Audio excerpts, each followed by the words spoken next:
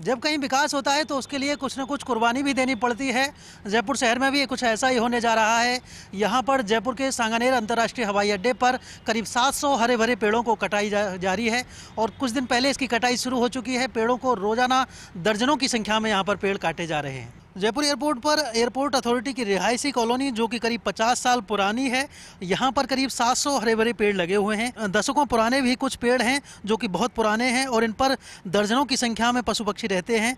इसके अलावा यहाँ पर बताया जा रहा है कि करीब 200 मोर बसे हुए थे और सैकड़ों की संख्या में कोयल, तोता, मैना समेत दर्जनों प्रजातियों के पक्षी यहाँ पर रहते आए हैं। लेकिन अब इन पेड़ों को काटा जा रहा है। इससे पहले यहाँ पर कॉलोनी में बसे मकानों को तोड़ा जा चुका है और अब इन सभी पेड़ों को भी काटा जा रहा है। बताया जा रहा है कि अगले कुछ दिनों में सभी पेड़ों को काट दिया जाएगा। हालांकि इसके एवज में एयरपोर्ट प्रशासन यानी कि अडानी समूह बिचून गांव में जो कि दूदू के पास है, वहां पर करीब 4400 पेड़ भी लगाएगा और इस दौरान यहां पर इनका 5 साल तक देखभाल का खर्चा भी अडानी समूह की तरफ से उठाया जाएगा। अडानी समूह का कहना है कि यहाँ पर जो पेड़ काटे जा रहे हैं उससे 7 गुना अधिक यानी करीब 4400 पेड़ बिचून में लगाए जाएंगे और उनके खर्चा भी अडानी समूह की तरफ से वहन किया जाएगा। इसके अलावा जो 50 पेड़ हैं जो कि यहाँ पर मौजूद हैं, इन पेड़ों को गोनेर में स्थानांतरित करने की कार्रवाई भी की जाएगी। इसके बाद यहाँ पर नए विमानों के पार्किंग वे बनाए जाएंगे जो कि 2 से 3 हो सकते हैं और साथ ही नया कार्गो कॉम्प्लेक्स बनाया जाना भी संभव है। जिस पद को लेकर आज ग्रेटर नगर निगम में चुनावी घमासान मचा हुआ था, उस पद को लेकर आज हाई कोर्ट ने अपना निर्णय सुनाते हुए सभी को चौंका दिया। ग्रेटर नगर निगम में आज महापौर पद को लेकर सुबह 10 बजे से मतदान शुरू हुआ।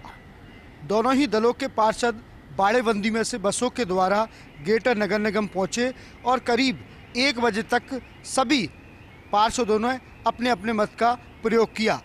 लेकिन दोपहर 1 बजे के बाद डॉक्टर मेयर सौम्या गुजर के मामले की सुनवाई करते हुए हाई कोर्ट ने राज्य सरकार की ओर से जारी किए गए बर्खास्तगी के आदेश को रद्द कर दिया। इससे एक बार फिर सौम्या गुजर के महापौर पद पर बने रहने की संभावनाएं प्रबल हो गई और ग्रेटर नगर निगम में पूरा माहौल अचानक से तब्दील हो गया। लेकिन रिजल्ट की कॉपी नहीं मिलने के चलते ग्रेटर नगर निगम में वोटों की गिनती शुरू होने लगी। इसी बीच राज्य निर्वाचन आयोग की ओर से पत्र जारी किया गया जिसमें मतगणना को रोकने के आदेश जारी किए गए। हाई कोर्ट के निर्णय के बाद एक बार फिर से सौम्या गुजर मेयर की कुर्सी पर बैठी हुई दिखाई देंगी। शाम को मेयर सौम्या गुजर ने अपना बयान जारी करते हुए कहा कि उन्हें न्यायपालिका पर पूरा भरोसा है और आगे भी रहेगा। सत्य की जीत होती है। अजमेर पुलिस को मिली बड़ी सफलता। अंतर्राज्यीय वाहन चोर गिरोह के 4 सदस्यों को किया गिरफ्तार। आरोपियों के पास से 1 दर्जन गाड़ियां भी हुई बरामद। अजमेर पुलिस ने आज एक बड़ी कार्रवाई करते हुए शातिर अंतर्राज्यीय वाहन चोर गिरोह का पर्दाफाश करते हुए चोरी की एक ही ब्रांड की 11 लग्जरी कारें बरामद की हैं। गिरोह चाइनीज ऐप के जरिए वाहनों के सॉफ्टवेयर में फेंदवारी कर चोरी की वारदात को अंजाम देता था और फिर उन्हें सस्ते दामों में जोधपुर के मादक पदार्थ तस्कर को बेच दिया करता था। चोरी की यह कारें फिर तस्करी के काम में ली जाती थी। पुलिस ने गिरोह के 4 सदस्यों को गिरफ्तार कर उनके पास से चाइनीज ऐप भी बरामद किया है और एक गैजेट भी बरामद किया है। गिरोह ने अभी तक 100 से ज़्यादा वारदातें करना कबूल किया है। गिरोह ने प्रदेश में 1 दर्जन जिले में इन वारदातों को अंजाम दिया है, जिसमें फिर 2 दर्जन वारदातें अकेले अजमेर जिले की हैं। गिरोह के 2 सदस्य 14 साल पहले भी अजमेर में गिरफ्तार हो चुके थे।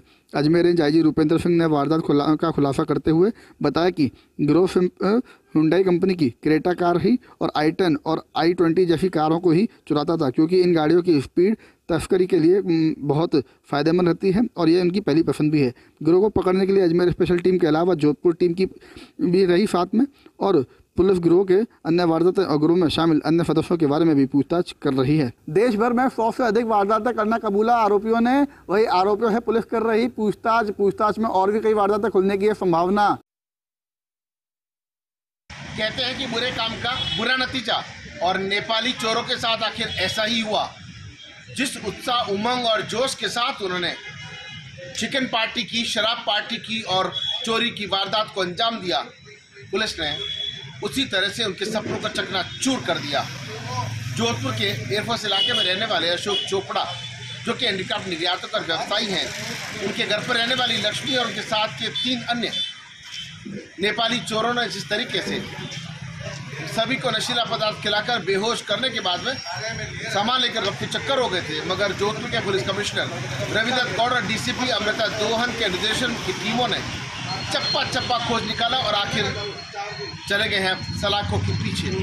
नेपाल बॉर्डर से लेकर के नागौर, सूरत से लेकर के दिल्ली तक अलग अलग टीमों ने जिस तरह से पड़ताल की है, अब जो आरोपी हैं सलाखों के पीछे हैं, शेष आरोपियों की सरगर्मी से तलाश चल रही है। ये पहला ऐसा बड़ा मामला है जिसके अंदर पुलिस ने इतनी तत्परता से और इतना जल्दी आरोपी तक पहुंची है और इसका पर्दाफाश किया है। जिस तरीके से लालच में अंधे होकर के इन चारों ने मिलकर के अपने ही मालिक को चूना लगाने की कोशिश की, जो इनको परिवार का सदस्य समझता था।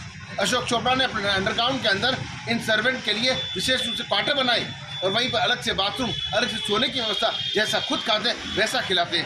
मगर इन्होंने जिस तरीके से उसी घर में डाका डाला और उसी थाली में छेद किया और उसके चलते अब है जेल में। इस पूरे मामले की पड़ताल करने के बाद पता लगेगा कि आखिर इन्होंने ऐसा क्यों किया। फिलहाल इनसे पूछताछ जारी।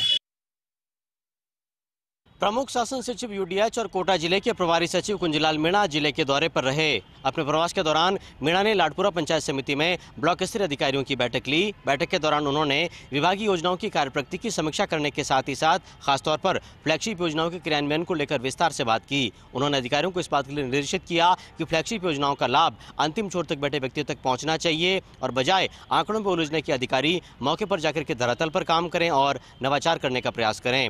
उन्होंने कहा कि खासतौर पर जो लोग खाद्य पदार्थों में मिलावट करते हैं और दूध में मिलावट करते हैं उनके खिलाफ एक सघन अभियान भी चलाया जाना चाहिए। उन्होंने बैठक में इस बात के लिए भी अधिकारियों को निर्देशित किया कि ग्राम पंचायतवार विकास कार्यों का प्लान तैयार किया जाए और इसको लेकर के आम लोगों और ग्रामीण जनप्रतिनिधियों को भी जागरूक कराया जाए। उन्होंने कहा कि जो भी विभागीय योजनाएं चल रही है उन सब की कार्यपूर्ति तय समय पर हो, ये भी सुनिश्चित किया जाए।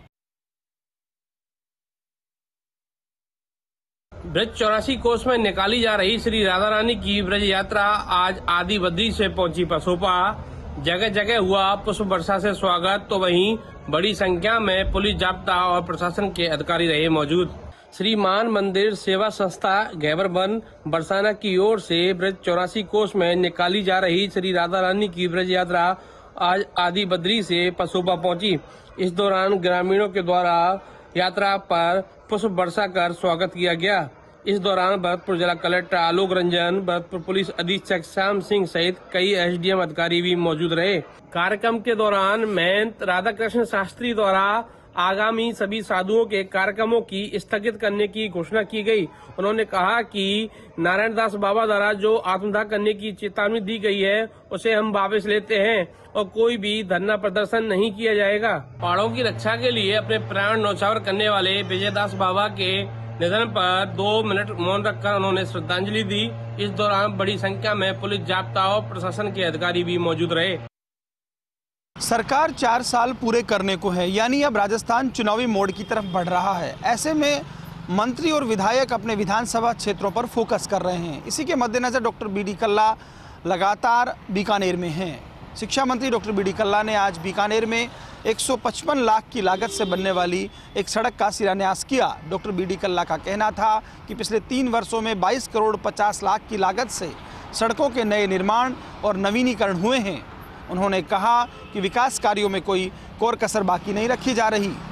श्री गंगानगर रोड को भी स्मार्ट सिटी के तहत 6 लाइन किया जाए, इसको प्रस्तावित किया गया है। इसके बाद डॉक्टर बी.डी. कल्ला रविंद्र रंगमंच पहुँचे। दरअसल डॉक्टर बी.डी. कल्ला की अगुवाई में चेस इन स्कूल कार्यक्रम चल रहा है। उसी के मद्देनज़र यहाँ पर नो बैग डे पर स्कूली छात्र छात्राओं ने शतरंज पर हाथ आजमाए। Doctor BD. कल्ला ने कहा कि ये कार्यक्रम राजस्थान में शुरू होगा, उससे पहले एक तरह से अभ्यास के तहत ये मैच आयोजित हो रहे हैं। नो बैग डे पर स्कूल के छात्र छात्राएं शतरंज खेलेंगे तो मोबाइल से दूरी बनेगी और उनका दिमाग भी तेज होगा।